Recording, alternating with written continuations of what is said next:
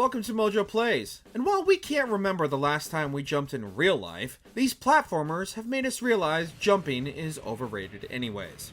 Platformers aren't exactly known for their challenge, but it seems some developers back on the PS2 didn't get that message and enjoyed watching players miss a single jump 100 times. Boom! What, not afraid of death? There are worse things than death. True. Before we continue, be sure to subscribe to our channel and ring the bell to get notified about our latest videos. Rayman Revolution. How's it hanging, wiener dog? Whoa! Come on, I'm kidding. Hey, I like that outfit on you. When does it come off? Don't be so touchy. Here, check out what I found. Rayman already had a reputation as a challenging 2D platformer, but his jump to 3D not only brought our limbless hero into 3 dimensions, but maintained the same level of difficulty and frustration of his flatter counterpart. While most of the game could be considered relatively tame, it's the random difficulty spikes and steep learning curve that can be especially frustrating, whether that be from near impossible feats of platforming or enemies unexpectedly attacking you off screen or knocking you off a precarious perch. Couple this with time trials and the collectible lums hidden within every level, and you'll be leaping to your death so often the try again screen will be permanently burned into your retinas.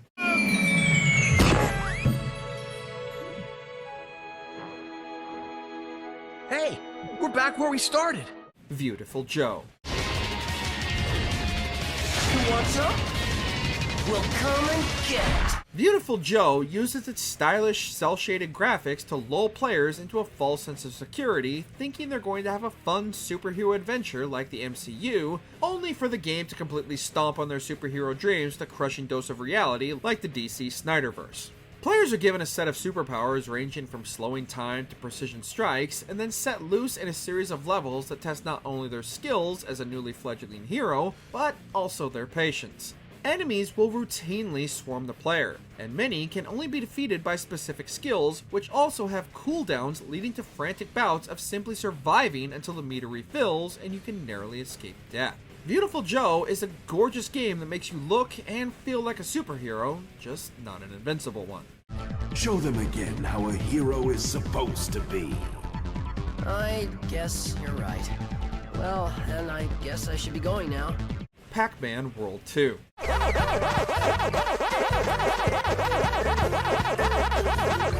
The original Pac-Man World is an enjoyable 3D adventure that made the jump to 3D surprisingly well and was overall a pleasant experience.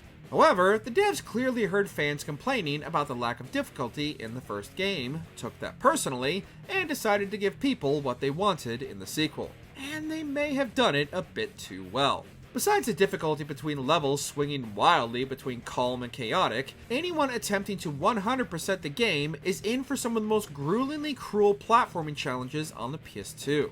The time trials are especially unforgiving, demanding only perfection from players where even the slightest mistake can cost you precious seconds. Some of these challenges are so difficult, many thought the game was actually broken upon release. You'd almost hope those pellets were some kind of medication to increase your focus surviving the Pac-Man World 2 gauntlet.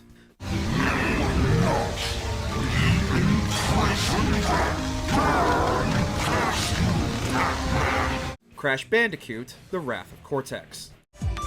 Okay, all systems are ready and operational. It's time we evened up the odds in our favor. Crash Bandicoot is synonymous with difficulty, with the marsupial's original PS1 trilogy ranking among the system's most challenging. As the first game in the series not developed by Naughty Dog, developer Traveler's Tales maintained not only the classic humor and level design blueprint of the original games, but also the series' trademark difficulty. In all honesty, it likely stuck a bit too much to the tried and true formula, as much like its predecessors, the Wrath of Cortex wasn't the only thing to be worried about during this adventure.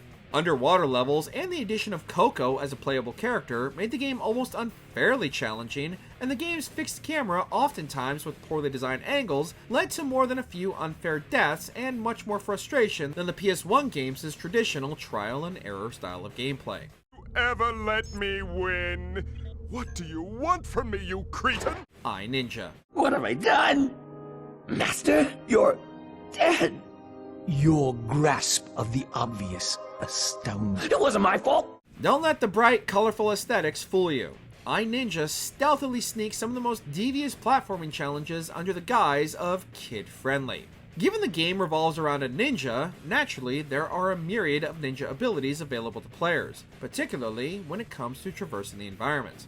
Unfortunately, this ninja's controls are closer to the old Assassin's Creed games, and he seems to have a mind of his own when it comes to the direction of some of his jumps. The game also heavily relies on its melee combat, but will oftentimes throw more enemies at the player than any ninja could realistically handle. The game is still quite an enjoyable experience and a hidden gem amongst the sea of copycat platformers, but you're almost going to develop real-life ninja skills by the time the adventure is over.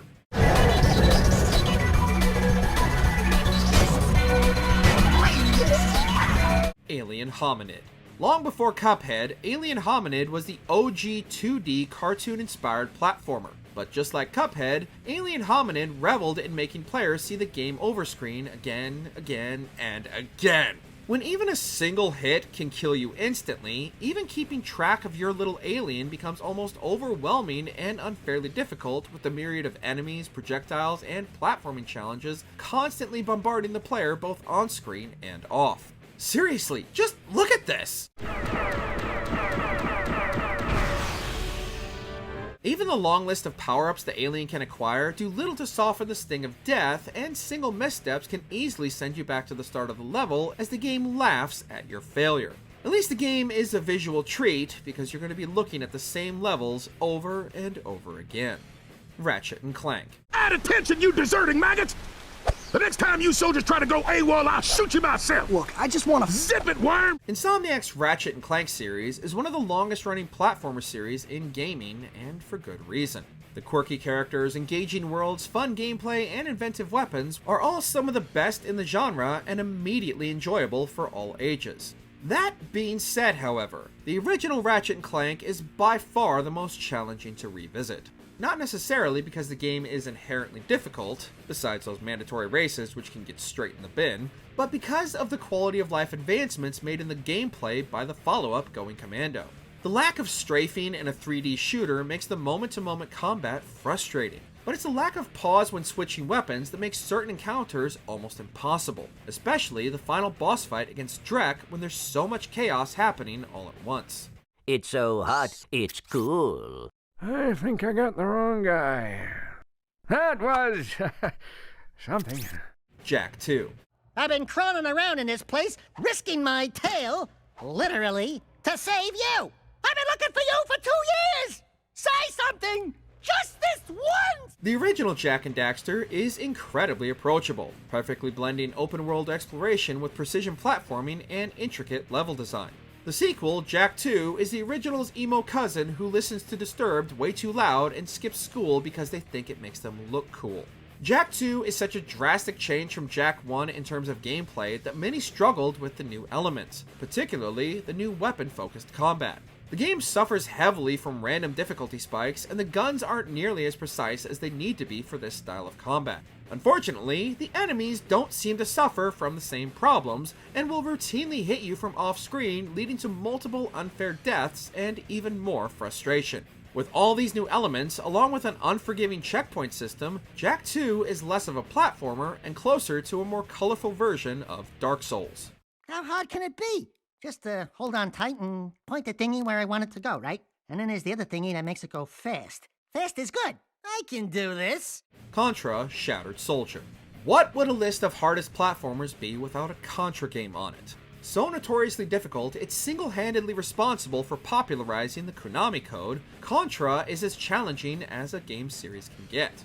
Naturally, this difficulty carried over into the PS2 entry Shattered Soldier, and even the modernized gameplay elements did little to sour the absolute gut punch this bullet hell had in store for players. This game both expects and demands perfection from its players, hurling moving platforms, endless waves of enemies and projectiles, often all at once, and tells the player to simply survive.